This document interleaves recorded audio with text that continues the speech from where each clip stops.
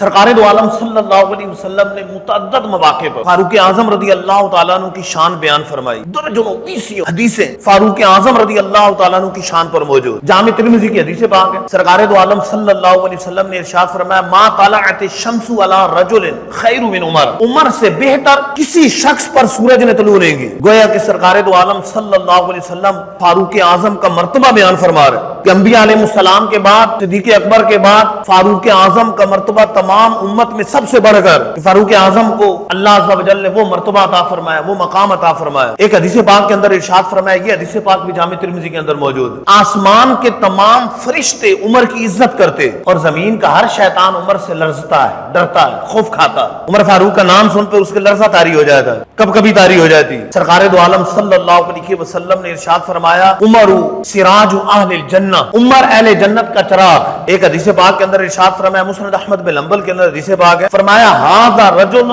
لا يحب الباطل. فاروق اعظم کی طرف اشارہ کر کے فرمایا یہ شخص باطل کو پسند نہیں کرتا، یعنی فاروق اعظم رضی اللہ تعالیٰ عنہ کبھی باطل کے قریب جانے والے نہیں. ایک حدیث پاک جمع الجوامع کے اندر ہے، سرکار دو عالم صلی اللہ علیہ وسلم نے ارشاد فرمایا رضا اللہ رضا عمر و رضا عمر رضا اللہ. فرمایا اللہ کی رضا عمر کی رضا میں اور عمر کی رضا اللہ کی رضا میں. کیسا رب نے مرتبہ دیا کہ جس شخص سے عمر راضی اس سے اللہ راضی. ایک حدیث پاک کے اندر ارشاد فرمایا، امام طبرانی نے المعجم الاوسط کے اندر نقل کی، سرکار دو عالم صلی اللہ علیہ وسلم نے ارشاد فرمایا من ابغض عمر فقد ابغضنی ومن احب عمر فقد احبنی. جس نے عمر سے بغض رکھا اس نے مجھ سے بغض رکھا، جس نے عمر سے محبت کی اس نے مجھ سے محبت. یعنی حضرت عمر کا بغض رکھنا حضور کا بغض رکھنا اور حضرت عمر کی محبت حضور کی محبت. تو ظاہری طور پہ کوئی محبت رسول کا دعویٰ کرے یا محبت اہل بیت کا دعویٰ کرے اور حضرت عمر سے بغض رکھے، اس کا مطلب ہے حقیقی طور پہ اہل بیت سے محبت کرنے والا نہیں، کیونکہ اہل بیت کے سردار تو نبی مکرم صلی اللہ علیہ وسلم. اگر 5 تن کا نام لیتے ہیں، مولا علی، فاطمہ الزہرا،